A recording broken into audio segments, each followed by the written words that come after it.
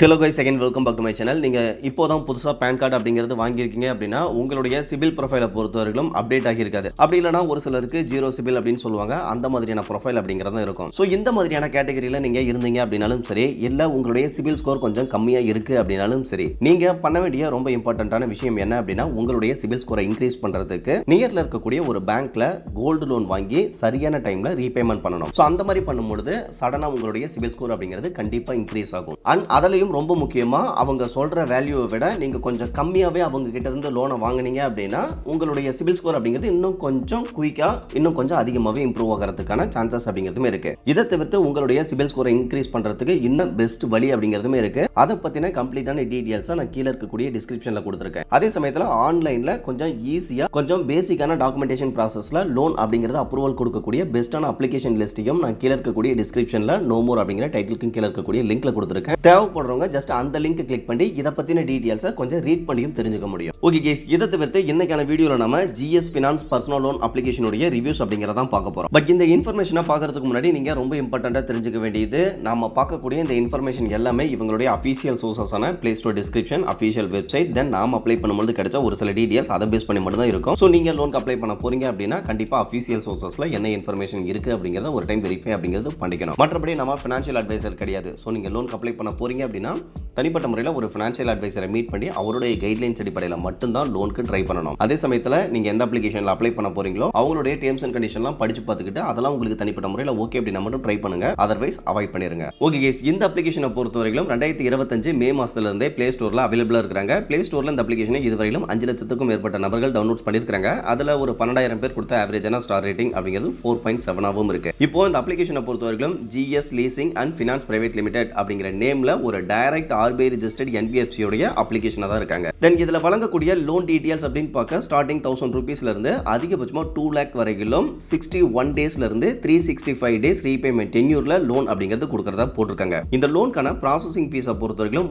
One time processing ஃபீஸா 1% இருந்து அதிகபட்சமா 5% of loan amount plus tax அப்படிங்கிறது கலெக்ட் பண்றதாவும் மென்ஷன் பண்ணிருக்காங்க. இதை தவிர்த்து லேட் பேமெண்ட் சார்ஜஸ் அப்படிங்கிறதுமே அப்ளிகேபிள் ஆகும் அப்படிங்கறத போட்டிருக்காங்க. பட் எக்ஸாக்டான டீடைல்ஸ் என்ன அப்படிங்கறத மென்ஷன் பண்ணல. இதை தவிர்த்து இவங்க வழங்கக்கூடிய லோனுக்கான இன்ட்ரெஸ்ட் ரேட் பத்தின டீடைல்ஸ் அப்படிங்கிறதையுமே எந்த ஒரு இடத்துலயுமே மென்ஷன் பண்ணல. ஓகே கைஸ், இந்த டீடைல்ஸ் எல்லாம் ஸ்கிப் பண்ணிட்டு கீழே வந்தோம் அப்படின்னா அப்ளை பண்றதுக்கு தேவையான எலிஜிபிலிட்டி கிரைட்டீரியா அப்படின்னு பார்க்க salaried person and self employed person சொல்லிட்டு ரெண்டு பேருமே அப்ளை பண்ணலாம். ஏஜை பொறுத்தவரைக்கும் 21 வயசுல இருந்து அதிகபட்சமா 55 வயசுக்குள்ள இருக்கணும். அப்ளை பண்றதுக்கு PAN card and Aadhaar card இது ரெண்டு மட்டுமே போதுமானது. தென் ஆக்டிவா இருக்கக்கூடிய ஒரு பேங்க் அக்கவுண்ட் அப்படிங்கிறதும் தேவைப்படும். தென் இன்கம் ப்ரூஃப் அப்படிங்கிறதுமே சப்மிட் பண்ற மாதிரி இருக்கும் அப்படிங்கிறதையும் தெளிவாக போட்டிருக்காங்க. இதை தவிர்த்து லோன் அப்ரூவல் அப்படிங்கிறது ஒவ்வொருத்தருடைய ப்ரொஃபைலை பொறுத்தும் மாறுபடும். அந்த விதத்தில் உங்களுடைய கிரெடிட் ஸ்கோர் அண்ட் வெரிஃபிகேஷன் ப்ராசஸை பொறுத்து தான் நாங்கள் அப்ரூவல் கொடுக்கறத டிசைட் பண்ணுவோம் அப்படிங்கிறதையும் தெளிவாக போட்டிருக்காங்க. இதை தவிர்த்து இவங்க வழங்கக்கூடிய லோன் பத்தின ஒரு எக்ஸ்பிளனேஷன் அப்படிங்கிறத கொடுத்துருக்காங்க. அந்த விதத்தில் இந்த இடத்துல இவங்க வழங்கக்கூடிய லோனுக்கான ஆனுவல் பர்சன்டேஜ் ரேட் அப்படின்னு பார்க்க 18% இருந்து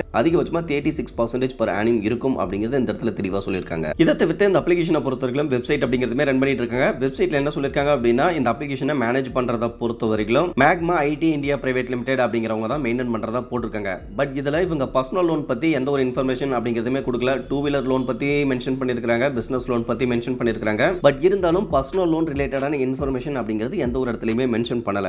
சேம் டைம் இங்கேயுமே கீ ஹைலைட்ஸ் அப்படின்னு சொல்லிட்டு போட்டிருக்காங்க. பேன் கார்டு, ஆதார் கார்டு இது ரெண்டு மட்டுமே KYC ப்ராசஸ்க்கு போதுமானது. அப்ளை பண்ணும்போது 1000 இருந்து 2 lakh வரைக்கும் லோன் கிடைக்கும். 3 to 12 months அப்படிங்கிறது ரீபேமெண்ட் டென்யூர் கிடைக்கும். RBI ரெஜிஸ்டர்ட் NBFC கூட பார்ட்னர்ஷிப் பண்ணி தான் லோன் அப்படிங்கறத கொடுக்கறதா போட்டிருக்காங்க. ஓகே கேஸ், ஜஸ்ட் இப்போ இந்த அப்ளிகேஷன்ல கிடைக்கக்கூடிய ஒரு லோன் பத்தின எக்ஸ்பிளனேஷன் அப்படிங்கறத பார்த்தறலாம். இதை பொறுத்தவரைக்கும் ஜஸ்ட் ஒரு எக்ஸாம்பிள் எக்ஸ்பிளனேஷன் மட்டும் தான். ஓகே கேஸ், இதுல ஒரு 10,000 ரூபீஸ் அப்படிங்கிறது ஒருத்தருக்கு அப்ரூவல் அப்படிங்கிறது கிடைச்சிருக்கு. இதை தவிர்த்து அதிகபட்சமா 5 lakh வரையிலும் நீங்க பர்சனல் லோனுக்கு அப்ளை பண்ணலாம். பிசினஸ் லோன்ல 10 lakh வரையிலும் அப்ளை பண்ணலாம் அப்படிங்கறத கொடுத்திருக்காங்க. இப்போ இந்த கிடைச்ச 10,000 பர்சனல் லோன்ல எவ்வளவு பேங்க் அக்கவுண்ட்ல கிரெடிட் ஆகும் அப்படின்னா 9,150 ரூபாய் அப்படிங்கிறது கிரெடிட் ஆகும்.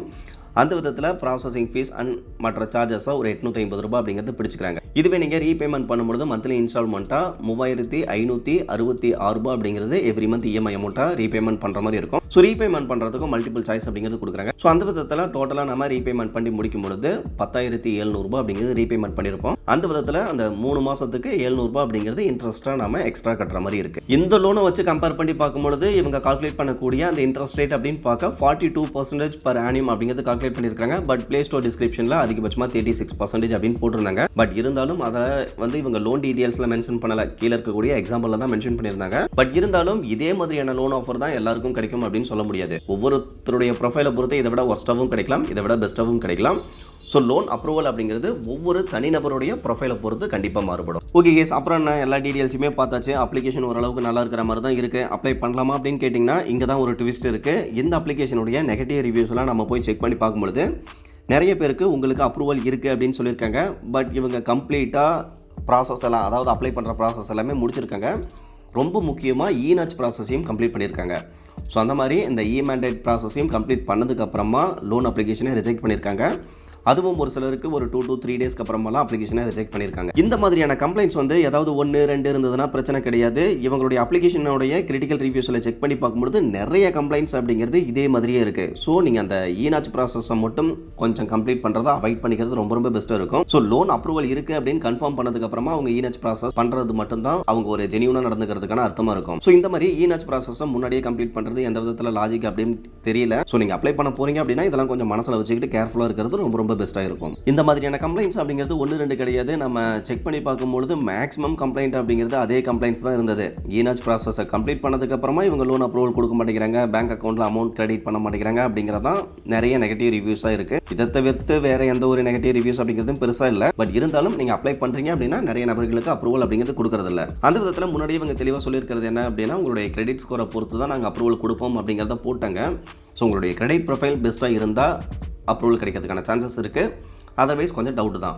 அதே சமயத்தில் பேங்க் அக்கௌண்ட் டீட்டெயில்ஸும் கேட்குறாங்க, இன்கம்காக பேங்க் அக்கௌண்ட் ஸ்டேட்மெண்ட் அப்படிங்கிறதும் கேட்கறதுக்கான சான்சஸ் இருக்குது. ஓகே கேஸ், அந்த விதத்தில் உங்களுடைய கிரெடிட் ஸ்கோர் பெஸ்ட்டாக இருந்தது அப்படின்னா இங்கே வந்து அப்ளை பண்ணணும் அப்படிங்கிற அவசியம் கிடையாது. இதை விட பெஸ்ட்டான அப்ளிகேஷன் நிறைய இருக்குது, அங்கே ட்ரை பண்ணி பார்த்துக்கலாம். அந்த விதத்தில் உங்களுடைய கிரெடிட் ஸ்கோரை எப்படி இம்ப்ரூவ் பண்ணுறது அப்படிங்கிற டீட்டெயில்ஸை நான் கீழே இருக்கக்கூடிய டிஸ்கிரிப்ஷனில் கொடுத்துருக்கேன். தேவைப்படுறவங்க ஜஸ்ட் அந்த லிங்க் கிளிக் பண்ணி உங்களுடைய கிரெடிட் ஸ்கோரை எப்படி ஈஸியாக இம்ப்ரூவ் பண்ணுறது அப்படிங்கிறதையும் தெரிஞ்சுக்க முடியும்.